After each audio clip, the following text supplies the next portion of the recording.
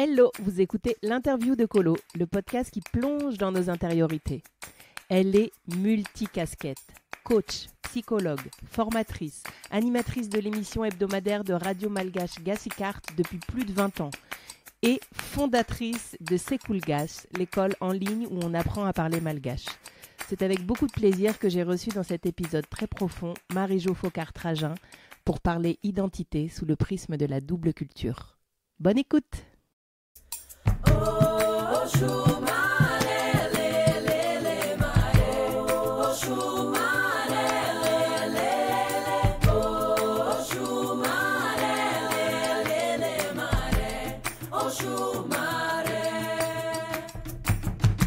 Bienvenue dans la Colosphère. Je suis Colo, artiste entrepreneur aux multiples facettes. Chaque vendredi, dans l'interview de Colo, je vous propose une plongée thématique avec ou sans invité, dans nos vies intérieures, dans notre puissance et notre vulnérabilité, dans toutes les nuances qui font de nous des êtres humains. Si vous avez apprécié ce rendez-vous, partagez-le à vos proches, écrivez-moi en commentaire et pour soutenir le podcast, mettez une super note pleine d'étoiles. Et bonjour à tous les auditeurs et toutes les auditrices. Aujourd'hui, je suis vraiment ravie d'accueillir Marie-Jo dans cet nouvel épisode du podcast L'Interview de Colo. On va échanger autour de l'identité. Bonjour Marie-Jo. Bonjour Coultine, bonjour Colosphère. Comment ça va aujourd'hui ? Très bien, heureuse d'être là aussi et bonjour à ceux qui nous écoutent. Eh bien, merci beaucoup d'avoir accepté l'invitation. Donc, Marie-Jo, en 2 mots, je l'ai connue parce que j'ai suivi des cours avec elle de malgache. Donc, c'était ma professeure de malgache qui m'a permis de me reconnecter à cette partie de moi qui est essentielle, puisque Madagascar est mon pays natal. Et j'ai vraiment eu envie de l'inviter parce que au-delà de tout ce qu'elle partage dans ses formations de malgache, elle a beaucoup à nous partager autour de l'identité. Je vais te laisser te présenter, Marie-Jo.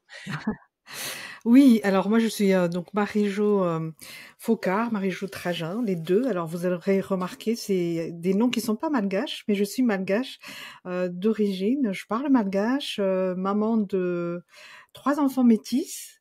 On parle d'identité ici, hein, et très engagée aussi dans la vie communautaire malgache et engagée aussi dans la vie française. Et en France depuis 89, je compte pas les années, un petit peu de passage en Afrique et jusqu'à après le bac à Madagascar, 1 an après le bac. D'accord, et ben dis donc c'est un sacré parcours à travers les continents. Aujourd'hui, du coup, tu as eu une activité de coach aussi, mais tu as aussi créé cette école. Est-ce que tu veux nous parler des deux peut-être ? Oui, alors, la Sekulgash, c'est l'école d'apprentissage de malgache.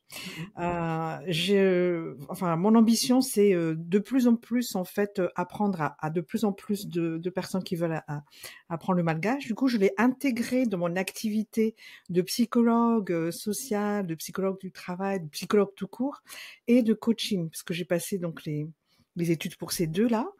Et finalement, ça s'aligne bien, puisque je peux accompagner même ceux qui apprennent le malgache. Je les accompagne sur la culture, qui est beaucoup dans la psychologie sociale, si tu veux, dans le coaching, parce qu'on va atteindre les objectifs, et puis dans la compréhension de leurs histoires personnelles, parce que ça a beaucoup de résonance avec la mienne aussi, donc moi, ça me va très bien, en fait. Oui, c'est exactement ce que j'ai ressenti moi en tant qu'élève.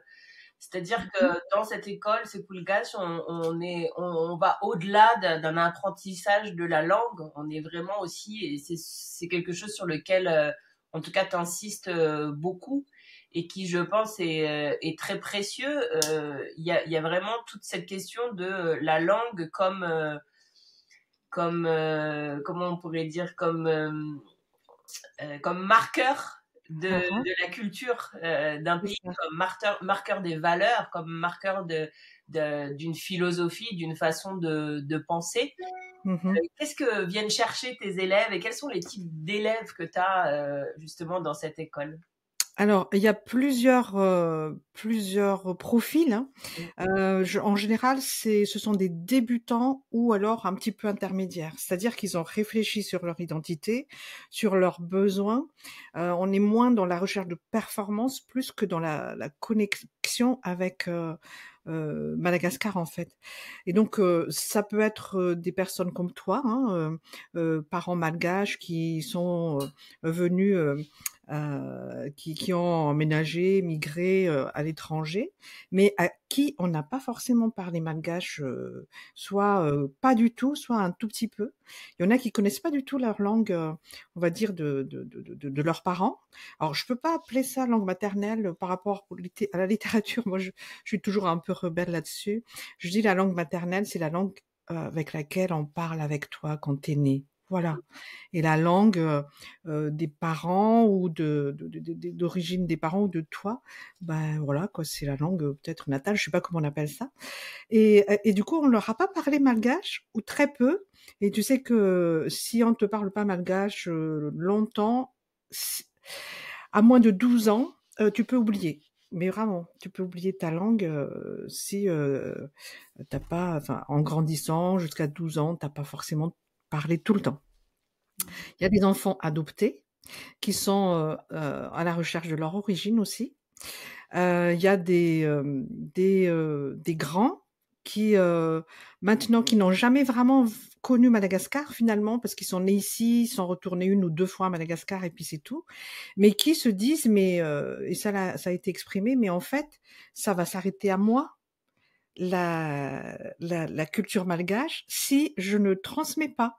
Et j'ai envie d'apprendre, à parler malgache puisqu'ils collent ça à leur identité, enfin, elles collent ça à leur, identité, hein. Parler malgache égale malgache.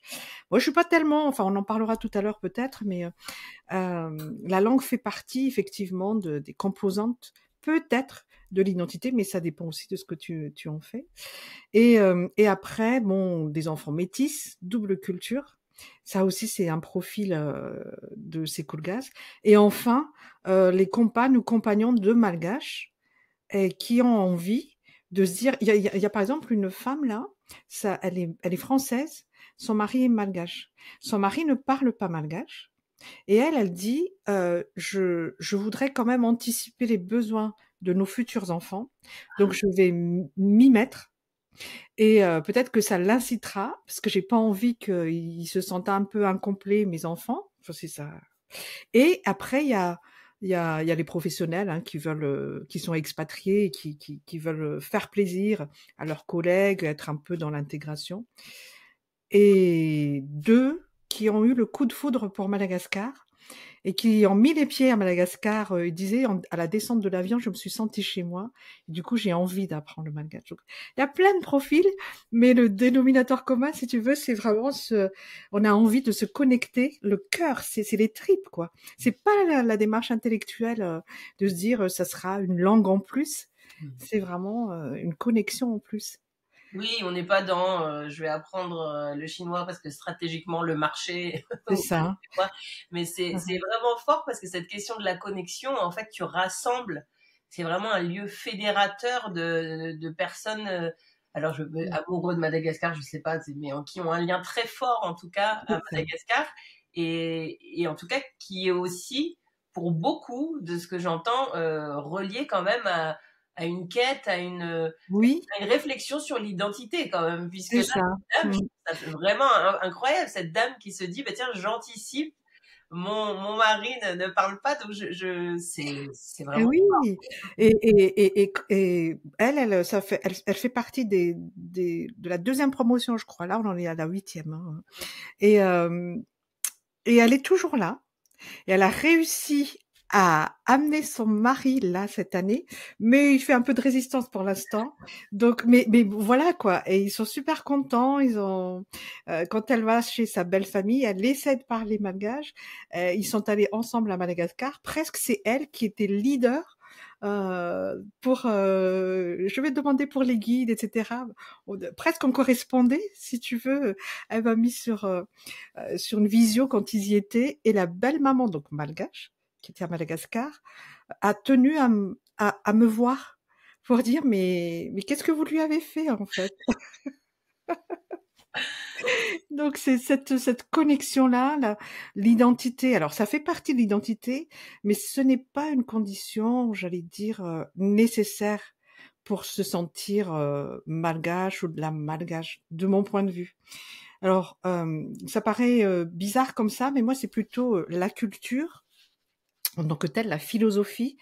Quand tu te sens malgache, c'est ça le plus important, plus que de se dire je suis pas complètement malgache parce que je ne parle pas complètement la langue. En fait,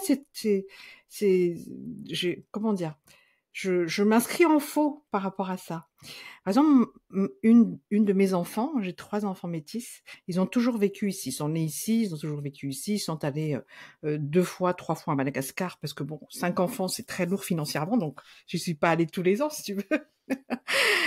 Et il y en a une là maintenant, elle a appris malgache avec des groupes de Sekulgas parce que à nous deux on s'énervait trop, si tu veux. Donc elle a intégré le groupe, Le mais syndrome mais du... c'est pas pour autant qu'elle parle malgache. Mais elle a trouvé du boulot à Madagascar et elle vit à Madagascar maintenant, sans parler forcément malgache, parce qu'elle dit moi c'est ici chez moi, alors qu'elle a vécu en France jusqu'à 23 ans quoi, 24. Ouais, donc l'identité est pas forcément tiens, je parle pas malgache donc je me sens pas vraiment malgache. C'est oui, enfin ça dépend ce que tu en fais de ne pas parler malgache. Est-ce que c'est de la culpabilité, une honte, une frustration, etc. Puis elle, c'est plus eh ben je vais apprendre comme j'ai appris l'anglais, mais c'est pas ça qui va me retenir parce qu'elle s'est sentie l'âme malgache, tu vois? Parce que c'est vrai que j'ai oublié dans ma présentation tout à l'heure que je suis très investie aussi dans la vie malgache ici, en France. Et depuis tout petit, ils vivent presque très métissés à la maison, voire un peu malgache, plus malgache que français. Et en dehors, ils sont français. Point final. Et pour eux, ils sont pas ni malgaches ni français, c'est et malgache et français. C'est une double appartenance. Et donc, pour eux, c'est vraiment, j'appartiens aussi bien en France. Ils se sont engagés dans des mouvements de jeunesse en France, par exemple, et aller à Madagascar, à aller chercher du boulot aussi. Et ça, je trouve que, bon, je généralise pas à partir d'un seul exemple, mais par rapport à d'autres étudiants, Sekoulgas, bon, d'autres, il y en a 2, il y en a pas beaucoup non plus, hein, qui ont décidé, en fait, de voir s'ils vont pas ouvrir la fenêtre pour aller vivre à Madagascar, tu vois. Donc, ça donne confiance de se dire, je sais un peu parler malgache et on va plus se moquer de moi, mais on se moquera toujours de toi, en fait, parce que tu as l'accent, parce que tu ne connais pas assez, etc. Donc, qu'est-ce que tu vas en faire? Et donc, ils y sont allés.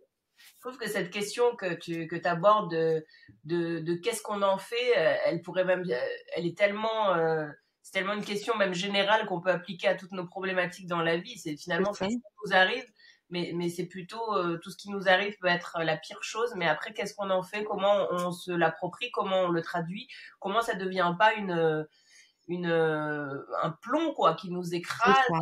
et qui nous C'est ça. diminue. Moi par exemple ça a été vraiment mon cas et je pense Mhm. que quand je me suis tournée vers toi, je sais pas si tu te Mhm. rappelles, c'était vraiment Oui, dans cette angoisse, dans cette peine, dans cette peur de oui, oui. d'avoir toujours été rejetée, Gasper, tous ces trucs un peu de elle nous a oubliés, alors qu'en fait moi j'ai toujours grandi dans cette euh, c'est ce que tu dis, c'est-à-dire que mon père il nous a toujours transmis les foumbes, c'est Oui, oui, fou oui. et j'ai toujours eu ce lien très très fort, mais c'est comme si ça n'avait jamais été validé par l'extérieur, soit par ma famille, soit quand je vais à Madagascar, qui est un peu la Vasa du coin. Oui, Et du coup, j'ai eu tout le temps une recherche, comme ici, en tant que métisse aussi. On m'a oui. toujours questionné sur mais d'où tu viens, mais quelles sont tes origines. Mhm. Et c'était pas la question de la ville de France, c'était toujours un peu ce que renvoyait mon physique. C'est Et ça. donc, justement, qu'est-ce que toi, avec justement toutes les approches que tu as et tous les points de vue que tu peux Oui. avoir en tant que psychologue, coach, et puis toute cette question de la formation autour de la culture. Qu'est-ce que tu aurais comme conseil à donner à des personnes qui comme moi, actuellement, sont en train de traverser? Moi, j'essaie de Mhm. le dépasser, je suis dans une quête, mais il y a vraiment un moment où c'était un poids terrible, c'est-à-dire c'était une Mhm. honte, c'était plus que de la culpabilité, c'était une honte. C'était par Mhm. exemple, j'allais chercher quand j'allais à Madagascar, je parlais un peu malgache, j'allais chercher des moufgaches, j'étais toute Mhm. contente, du coup je demandais en malgache mes petits moufgaches, et puis un jour j'avais laissé toute la monnaie, parce qu'elle Mhm. m'avait répondu, mais c'était juste pour me dire qu'elle me rendait la monnaie, et moi je croyais qu'elle me demandait autre chose, et j'étais terrorisée, et du coup j'étais partie en courant, lui laissant un billet de beaucoup trop d'argent, mais c'est vraiment parce que Aaron en parle, euh, Mhm. qui est un artiste malgache Oui. pour nos auditeurs, auditrices. Il a une vidéo là-dessus où il dit, Mhm. lui, qu'il a grandi à Madagascar, mais qu'il parlait pas malgache. Donc c'est encore, Oui, encore une autre forme de c'est ça. fiction identitaire. Mhm. Et il fait cette vidéo qui est très drôle où au milieu de la vidéo, il dit, mais bon, je parle pas malgache. Et alors, je vais faire quoi? Je vais me suicider parce que je parle pas malgache. Et il fait tout un truc humoristique comme ça en disant, bon, bah, c'est bon, je vais l'apprendre, calmez-vous, l'entourage, etc. Donc, qu'est-ce que tu Mhm. aurais, toi, comme conseil ou comme apport, en tout cas, Oui. pour ces personnes à adresser? Ben, il y a déjà le fait d'accepter que tu ne parles pas bien malgache. Mm. J'ai presque envie de dire comme Aaron. Et alors, en fait? Et alors, qu'est-ce que tu veux en faire? Parce que les gens, ne vont pas s'arrêter de te juger. Il y en a qui vont avoir, de la bienveillance et même dans leur super bienveillance, ils vont te renvoyer quand même que tu parles pas bien malgache. Hein, c'est: «Oh, t'inquiète pas, oh, c'est pas grave ton accent» et là tu dis: «Mais je voulais pas parler avec un accent» ou des choses comme ça. Donc de juste déjà accepter ce point-là, que tu ne parleras pas super malgache et cetera. Après, de se dire, hem si j'ai l'occasion d'apprendre le malgache, pourquoi pas? Comme j'apprendrai l'allemand, l'anglais, mais je mettrai un plus, c'est que j'irai comprendre la culture, tout simplement. Et la culpabilité, je l'ai mis sur le site de Secoolgas. La culpabilité, c'est pas à toi, en fait, de la porter. Ni à s'il y en a qui doivent porter cette culpabilité, c'est presque les parents. Mais même les parents, ils ont fait avec le mieux qu'ils pouvaient, Mm. du mieux qu'ils pouvaient. Donc, moi, par exemple, j'ai pas parlé malgache à mes enfants, hein. Mm.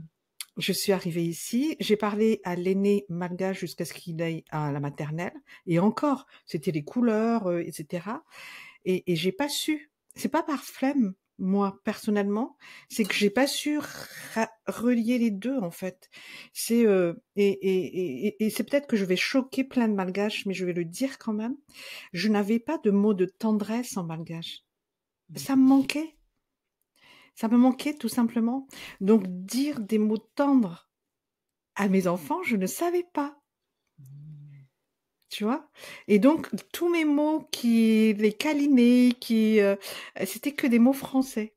Nous, dans notre langue, on a beaucoup d'interdits. Asa manoanzo, ne fais pas ci, ne fais pas ça, ou d'injonctions. Fais ci, fais ça, ou attention, tu vas tomber, attention.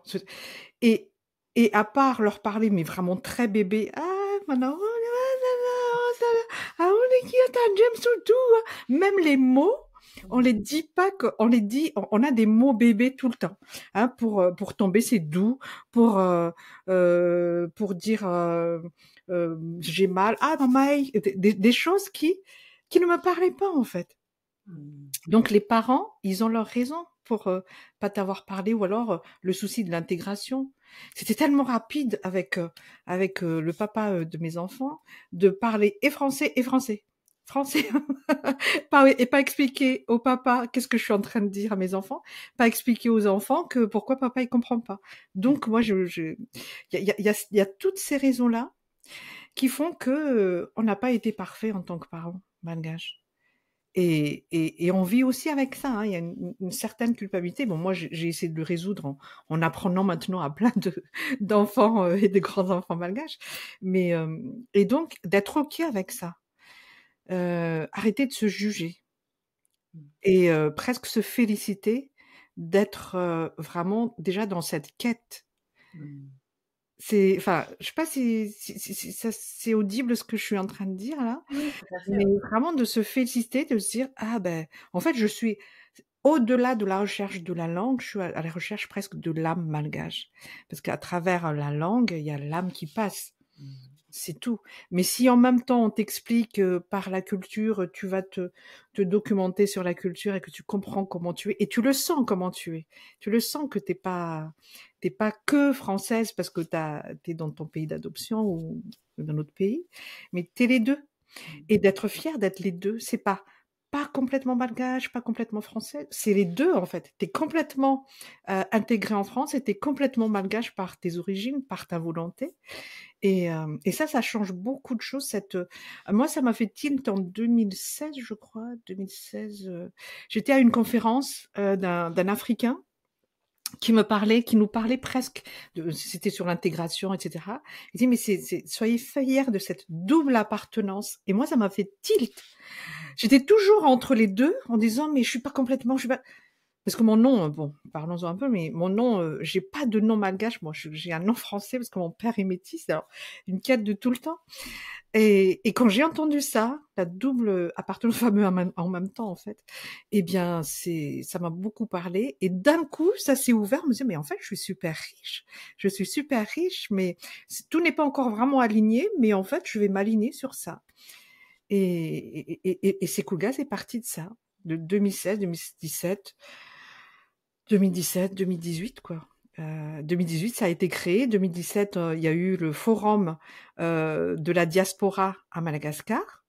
Et ils m'ont sollicité pour être la maîtresse de cérémonie, parce que j'anime une radio ici. Je suis très investie ici en France pour la diaspora malgache. Donc, je me retrouve à animer comment faire. Et donc, je dis, bah, ça serait bien de co-animer avec un malgache. Et moi, je vais parler français, même si devant une parterre de diaspora qui parlait peut-être pas malgache en étant à Madagascar tous, devant tous les institutionnels, devant les ambassadeurs, etc. Et là, t'es là. Comment faire? On va parler malgache, ça va pas le faire. On va parler français, ça va pas le faire. Du coup, on était deux animateurs et en même temps, on s'est adressé aux francophones et aux malgachophones et c'est très bien passé, si tu veux. Parce que on sent que ta personnalité dépasse très largement ta connaissance ou ta méconnaissance de la langue. Et, et moi, je suis, par exemple, au boulot, je suis psychologue du travail, hein, donc je vais dans les entreprises, je forme, je coach, j'accompagne les équipes, qu'elles soient en tension ou pas en tension, etc., etc. On m'a souvent renvoyé, alors que sincèrement, j'y vais, je parle là français. Au téléphone, personne ne sait que je suis pas malgache en fait, pas français, pardon. Et quand ils me voient et je les accompagne, etc., ils me disent, eh ben dites donc, Madame Trajan, vraiment, vous avez le don de nous faire passer des choses qui sont costauds, mais ça passe. Mm. Parce que c'est ma nature en fait. La culture, tu sais, la culture malgache, elle est, enfin, je sais pas, elle est pas violente, quoi. Elle Pas est frontal, quoi. C'est jamais pas frontal. frontale. Et ça me sert. Et ça se voit quand voilà, que t'es malgache et non pas parce que t'as parlé malgache, c'est parce que t'as une façon d'être qui a beaucoup de connexion avec la culture malgache. Mm. Donc, je Ah, sais mais plus d'où est-ce qu'elle est partie, mais oui.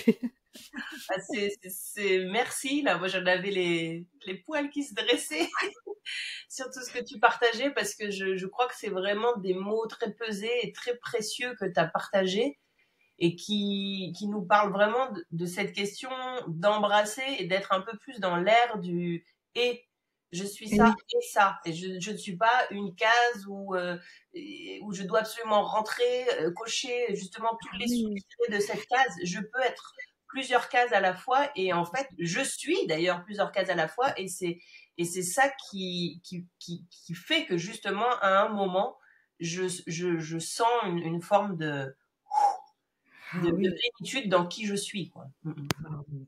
Une plénitude et une puissance. C'est ça. C'est assez, enfin, c'est peut-être violent de le dire comme ça, mais t'es dans toute ta, comment dire? Dans toute ta splendeur, dans toute la beauté en fait de tout ce toutes ces multiples facettes qui font que le monde, il est beau, quoi. T'imagines si on est tous pareils. C'est- et toi, rien que chez toi, tout seul, t'as plein de facettes. Mais enfin moi, de mon point de vue, c'est beaucoup mieux que d'être super monochrome. Mm. Bah oui, vraiment. Après, je voulais revenir sur aussi les raisons des parents, parce que ça nous fera la transition un peu sur la deuxième partie que je voulais aborder avec toi. Moi, je sais que par exemple, je pense qu'inconsciemment, mon père, il ne m'a pas parlé malgache. Pourtant, j'ai grandi à Madagascar jusqu'à mes 7 ans, 7-8 ans. Il ne m'a pas parlé malgache. Je pense aussi parce qu'il avait, lui, mon père, c'est un Bétiléo, il vient de la campagne, et Mhm. il portait ses sacs de riz Oui. pour aller étudier, il faisait des kilomètres, des 10 kilomètres à pied, Mhm. etc. Donc il y a aussi ce truc de je vais lui parler, je pense inconsciemment, il me l'a jamais dit comme ça parce qu'on n'a jamais trop échangé autour de ça, mais je vais lui parler la langue de la réussite parce que Mhm. après elle ira en France, elle ira à l'étranger, Ah, elle aura mhm. cette possibilité pour en sortir de l'île et Mhm. avoir comme ça une. Et ma mère qui était très intégrée à Madagascar, elle qui avait appris le malgache, qui est française du coup, Mhm. elle se disait, mais en fait, moi, je vais pas parler malgache à mes enfants, parce que quand même, Oui, c'est le oui, père qui oui. est malgache. Et du coup, on était dans cet environnement malgache, mais on allait à l'école française, etc. Donc, je le relie beaucoup à cette question de, ben, l'histoire, hein, de la France et de Madagascar, Mhm.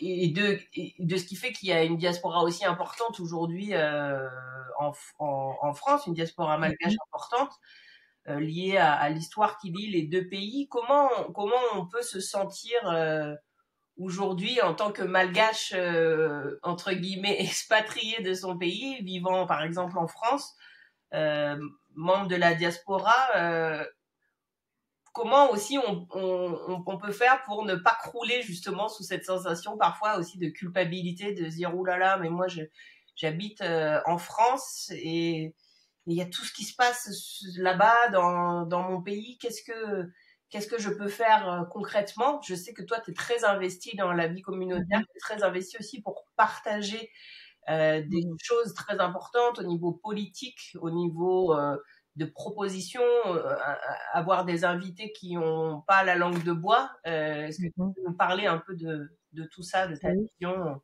Mhm. Alors, il y a forcément une. Moi, je me suis pas intéressée à Madagascar avant 2002. Je suis partie de Madagascar en 87, 2 ans et demi au Sénégal, et puis après en 89, depuis 89 jusqu'à maintenant, en France. Et je me suis intéressée qu'en 2000-2002 à Madagascar parce que j'ai vécu le socialisme à Madagascar, j'ai suivi ma maman à Dakar, etc.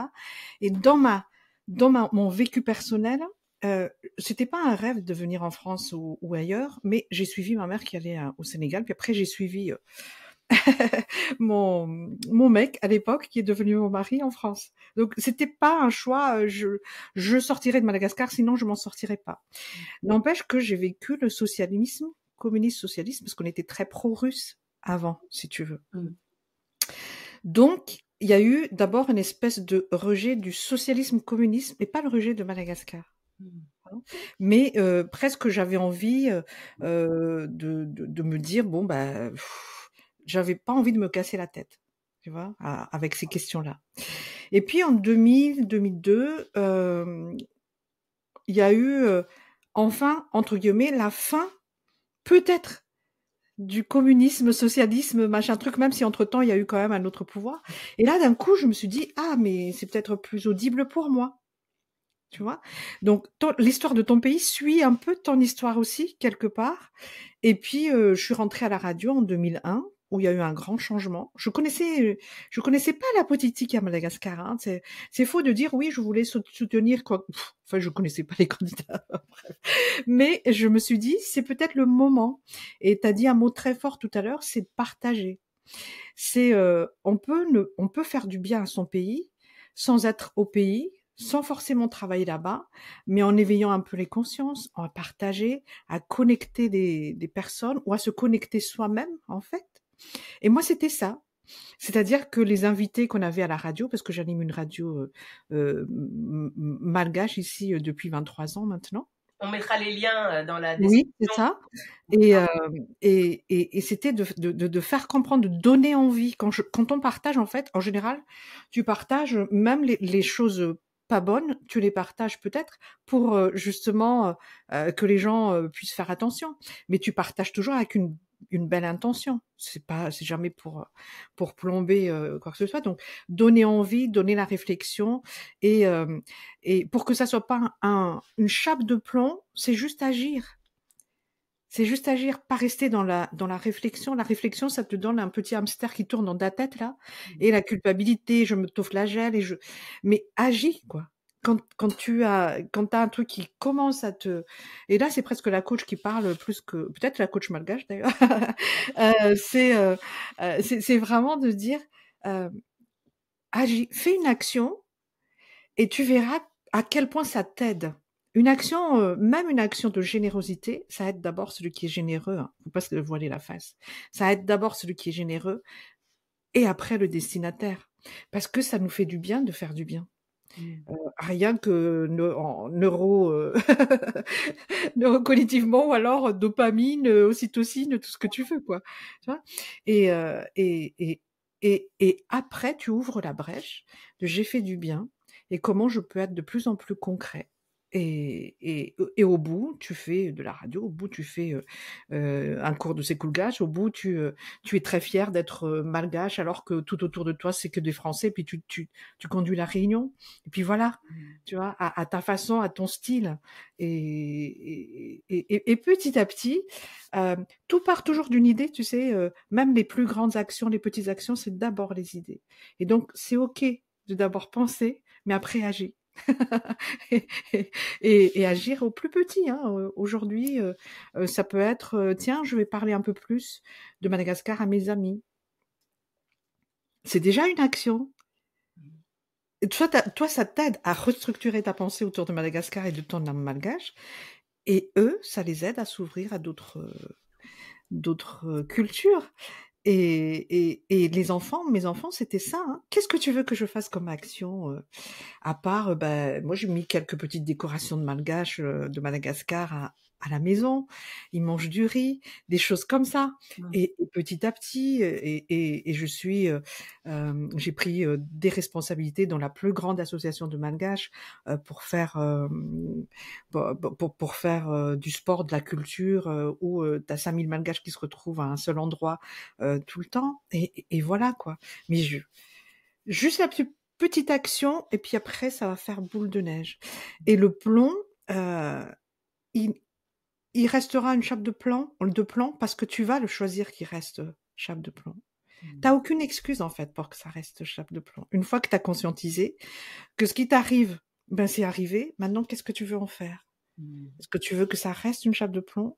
Ou est-ce que tu veux que ça soit une brèche, justement, qui ouvre vers encore plus de possibilités de faire du bien à tous ceux qui t'entourent, quoi, à tes enfants. Voilà, c'est un choix, hein. C'est un choix. Et ça peut prendre du temps, mais ça peut être juste comme ça. Allez, hop, je crée une chanson. Et ça aide. C'est ça, agir. Oh là là, Marie-Jo, je crois que nos auditeurs et nos auditrices ont capté en direct ce que tu as décrit tout à l'heure, un peu théoriquement du côté un peu coaching, mais avec l'âme malgache, hein, parce qu'on a reçu là un peu on a reçu cette couleur de ce que tu peux amener, j'imagine, dans tes espaces de coaching, d'un espace très fort ouais, il y a un message très fort de la question du choix. C'est un choix. À chaque instant, on peut se renouveler, on peut se régénérer. Et du coup, le fait d'être dans le plomb, c'est un choix. Mais on sentait cette douceur. Et oui, on est toujours C'est du entre baume, cette, c'est du baume, quoi. On voit ça comme du baume, tu sais, oui. comme une Et tu essence. sais, oui, et tu sais, en malgache, enfin, il y a un proverbe, une citation qui dit Nisa vovorun kinatun. Euh, on le dit beaucoup dans un truc de conflit, c'est-à-dire pour que tu, Nisa vourvourouna, ça veut dire pour que ça tue beaucoup, ça fuse de partout, c'est tendu, des fois on se frite, c'est le bordel fini, c'est un espèce de conflit, mais pourquoi t'es comme ça? Tu bouges, tu cherches, tu te poses des questions, voire tu te mets en conflit. C'est Corontanapé, c'est vraiment le désordre complet. C'est qu'à la fin, en fait, pour que ça se pose, il faut que, en fait, c'est parce que tu cherches ta place que ça bouge, mais pour que tu sois serein après, que tu trouves ta place après. Donc, faut pas avoir peur de ce truc qui bouillonne, qui foisonne, et où tu te poses des questions, où ça va partout dans ta tête. Parce qu'à un moment donné, c'est pour que tu puisses avoir ta place, chercher ta place, tu peux pas être immobile en cherchant ta place. C'est pas possible. Oh là là, Marie-Jo, j'ai l'impression qu'on peut que finir sur ces paroles, mais est-ce que justement, peut-être pour conclure, est-ce que t'as quelque chose que tu voudrais adresser aux Malgaches ou c'est un peu, Mhm. ça te met peut-être une pression, mais de manière générale, même au monde, depuis là où t'es, depuis ce que t'observes, tu... Oui. Alors c'est peut-être un peu moins malgache, mais quand même un peu. Ça me fait penser aux racines et des ailes, des racines et des ailes. C'est, on, on a, on a d'autant plus de force avec notre double culture, notre double identité, on va dire. On n'est pas schizophrène, hein, pas du tout. C'est vraiment une double, comment dire, euh, des visions complémentaires, la façon d'être complémentaire, deux forces complémentaires. Et donc, la racine, elle est solide, quoi, avec une double appartenance comme celle-là. Et soyez solide, parce que après, en fait, c'est pour pouvoir mieux se déployer après. Et de se dire, plus j'ai confiance en mes racines, plus je peux me déployer en fait et avoir des ailes aussi pour peut-être mieux revenir sur les branches, hein, on n'en sait rien. Mais voilà, avoir confiance et en ses ailes et en ses racines, comme on dit avec les oiseaux là, tu sais, l'oiseau quand il se pose sur la branche, c'est pas tant qu'il a confiance en la branche, il a confiance en ses ailes. Tu vois. Et ça vraiment c'est pour moi c'est hyper important de se dire la langue fait partie de l'identité, mais pas que. Si tu ne parles pas la langue, c'est mieux si tu parles la langue parce que bon, c'est toujours un plus, hein. Mais au moins épouse la culture si tu parles pas la langue. Mais à travers la langue aussi, tu as des subtilités mais vraiment qui te font comprendre qui tu es, comment tu es. Parce que la tournure des proverbes, parce que la tournure d'une phrase, c'est parce que la tournure grammaticale, tout simplement. Des fois, ça donne une saveur en plus, hein, de connaître la langue, de comment tu peux te connecter au monde et à ton monde intérieur, mais au monde aussi, à ton environnement, quoi, et au monde malgache aussi, si on parle de Madagascar. Eh ben, merci beaucoup, merci, un énorme merci Mhm. Marie-Jo. Je voudrais juste rebondir sur ce que tu as dit. Moi, en fait, en tant qu'élève de Sekoulgache, j'ai vraiment eu plein de moments où j'ai eu des prises de conscience vraiment profondes, des formes de relecture de mon vécu, de ce que j'ai pu vivre dans la cellule familiale, quelquefois de l'incompréhension entre mon père malgache et ma mère française. Et Mhm. il y a des choses qui se sont jouées vraiment dans ce cours où sur la manière, le rapport au monde, j'ai intégré, parce que je pense qu'il y a la question de comprendre, mais là j'ai vraiment intégré une compréhension profonde de Ah, mais c'est ça qui se passait alors finalement, tu Oui, sais, à un endroit où tu dis: oui, oui. «Qu'est-ce qu'ils ont? Pourquoi ils ne comprennent pas là?» Et en fait, il y a vraiment quelque chose de, notamment sur la question du temps, le fait que le passé pour les Malgaches est devant, Mmh. c'est un peu le futur qui va Ça. nous rattraper, qui arrive derrière. Toutes ces Mmh. questions-là, c'est vraiment très profond, c'est des manières de voir qui sont très Mmh. différentes. Là, je pense qu'on parle pour Madagascar, mais que c'est, valable pour plein d'autres langues qui sont C'est pas ça. cousines et très proches Mmh. en termes de philosophie. Donc, merci parce que j'ai repris après ta conclusion. Je suis désolée parce qu'elle était très belle, mais je voulais ajouter ça parce que c'est vraiment Mmh. une expérience personnelle très forte.